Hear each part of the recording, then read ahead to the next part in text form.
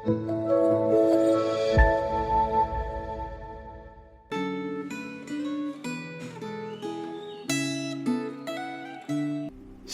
Bapak Ibu Saudara sekalian, mari sebelum kita merenungkan kebenaran firman Tuhan pada hari ini, kita bersatu di dalam doa. Bapa kami yang bertahta di dalam sorga, Tuhan kami mau baca firman-Mu, kami mau merenungkannya, kami mau belajar. Tuhan sungguh pimpin, Tuhan tolong supaya kami sungguh boleh mengerti, bahkan kami rindu sekali Tuhan mengaplikasikan kebenaran firman-Mu dalam kehidupan kami. Tuhan tolong kami. Dalam nama Yesus kami berdoa. Amin. Saudara, tema Gema hari ini adalah umat yang kudus. Terambil dari Ulangan pasal 14 ayat 1 sampai 21. Tetapi hari ini saya hanya akan membacakan ayat 1 sampai 3 saja. Demikian firman Tuhan. Kamulah anak-anak Tuhan Allahmu. Janganlah kamu menoreh-noreh dirimu ataupun menggundul rambut di atas dahimu karena kematian seseorang. Sebab engkaulah umat yang kudus bagi Tuhan, Allahmu, dan engkau dipilih Tuhan untuk menjadi umat kesayangannya dari antara segala bangsa yang di atas muka bumi. Janganlah engkau memakan sesuatu yang merupakan kekejian. Sedemikian jauh pembacaan firman Tuhan pada hari ini. Saudara, Ulangan 14 dan beberapa pasal setelahnya itu berbicara tentang hukum-hukum yang mengatur cara hidup bangsa Israel yang disebut sebagai umat Allah atau umat Tuhan. Terkhusus di pasal 14 ayat 1 sampai 21, ini adalah hukum yang mengatur cara bangsa Israel berkabung dan apa yang boleh dimakan atau tidak boleh dimakan oleh mereka. Ayat 1 sampai 2 secara spesifik merupakan pembukaan dari pasal ini yang mengatur bahwa bangsa Israel tidak boleh menoreh diri mereka atau menggundul rambut mereka karena kematian seseorang. Sedangkan di ayat berikutnya, ayat 3-21 adalah detail dari aturan tentang makanan yang haram dan yang tidak haram. Jawaban mengapa orang Israel harus menuruti detail aturan-aturan tersebut ada di dalam pendahuluan dari pasal ini, yaitu di 14 ayat 1. Bahwa karena bangsa Israel adalah anak-anak Tuhan, bahwa mereka adalah umat Tuhan yang dikuduskan, dikhususkan, dipisahkan bagi Tuhan.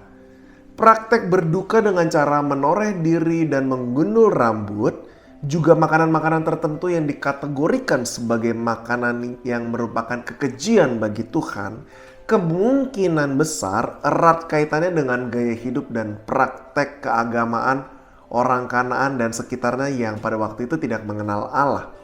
Maka sebagai umat yang disebut anak-anak Allah, penting sekali bagi mereka untuk punya sebuah aturan dan pakem dalam menjalani status mereka sebagai umat pilihan Allah. Yang pertama, cara hidup anak-anak Tuhan harus berbeda, yaitu menaati hukum yang Allah berikan kepada mereka.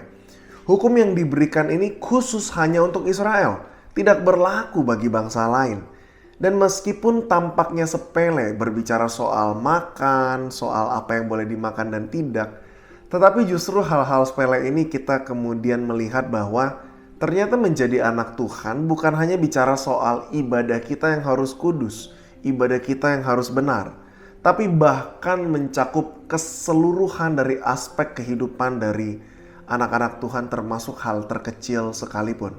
Dan yang kedua, cara anak-anak Tuhan menaati hukum juga harus berbeda. Ketaatan orang Israel terhadap hukum di pasal 14 dan seterusnya terletak pada pasal 13 ayat 4. Bahwa mereka harus takut akan Tuhan dan mereka harus berpegang kepada perintahnya. Bukan supaya mereka menjadi anak-anaknya Tuhan, tetapi justru karena mereka adalah anak-anak Tuhan yang telah ditebus terlebih dahulu. Sehingga aturan-aturan yang kemudian ada dan diberikan kepada mereka harus dilihat sebagai sebuah hak istimewa untuk bagaimana seakan-akan bisa makan di atas satu meja bersama dengan Tuhan, dan aturan-aturan tersebut harusnya didasarkan bukan kepada tuntutan atau menjadi sebuah beban, tetapi karena didasarkan pada relasi antara anak dengan bapaknya.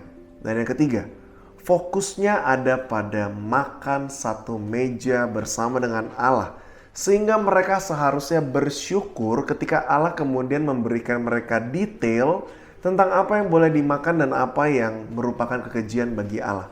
Saudara, saya kemudian mencoba membayangkan seakan-akan kita seperti sedang diundang oleh presiden atau orang penting ke rumah. Kemudian saudara diajak untuk makan satu meja dengan orang tersebut. Tentu adalah sebuah kehormatan bagi kita untuk kemudian mengusahakan yang terbaik untuk tahu aturan apa yang ada di meja tersebut, bagaimana kita makan, seperti apa kita harus makan.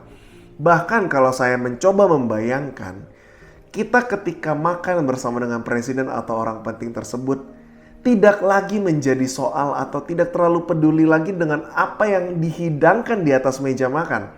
Kita lebih peduli tentang dengan siapa kita makan.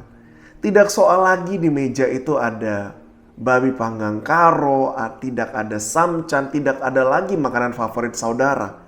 Yang lebih penting adalah ada Tuhan di sana. Saudara, hari ini pun sebagai gereja kita juga disebut sebagai umat Allah yang kudus, yang dipanggil keluar dari kegelapan di dalam 1 Petrus 2 ayat 9. Saudara, kita juga disebut sebagai anak-anak Allah di dalam Yohanes 1 ayat 12. Allah juga mengaruniakan kepada kita sebuah keselamatan dan hidup kekal, sukacita penuh bersama dengan Allah di dalam kekekalan. Dan tentu untuk memperolehnya, Paulus bahkan di dalam Efesus berkata itu bukan hasil usaha kita. Dan tidak ada orang yang bisa memegahkan diri. Tetapi jangan lupa, dari apa yang kita baca hari ini, prinsipnya sama. Kita juga diminta untuk kemudian memiliki sebuah kehidupan yang kudus, yang berbeda dari orang-orang di luar sana yang tidak mengenal Tuhan. Ketika kita berada di dalam sebuah lingkungan di mana kita berada sekarang, kita pun dipanggil untuk berdiri teguh, mempertahankan kehidupan kita benar dan kudus di hadapan Allah.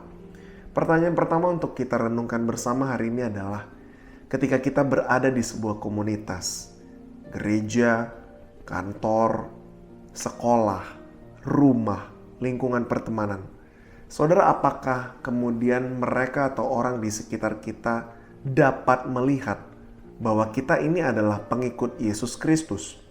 Adakah mereka menemukan karakter Kristus di dalam cara kita hidup? Cara kita bersikap, berbicara, manajemen emosi ketika kita berhadapan dengan konflik, cara kita meresponi orang, atau bahkan di dalam cara kita mengambil keputusan. Yang kedua, ketika saudara hari ini sedang berjuang untuk hidup menuruti firman-Nya, apakah saudara sedang merasakan keletihan karena banyaknya tuntutan yang harus saudara patuhi? Atau sebuah keletihan atau ketakutan karena banyak yang harus dikorbankan demi Kristus? Saudara, ingatlah bahwa Allah telah menerima saudara apa adanya. Bahkan sebelum saudara tahu harus berbuat seperti apa. Oleh karena itu, mari semangat kita kerjakan pekerjaan baik yang telah Allah persiapkan sebelumnya dengan penuh sukacita, bukan dengan beban berat, untuk kemuliaan Tuhan saja. Amin. Kita berdoa. Bapa kami yang bertata di dalam sorga, terima kasih untuk firman-Mu.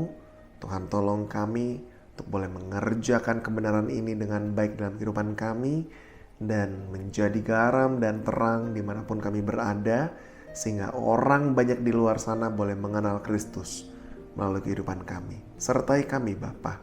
Dalam nama Yesus kami berdoa. Amin.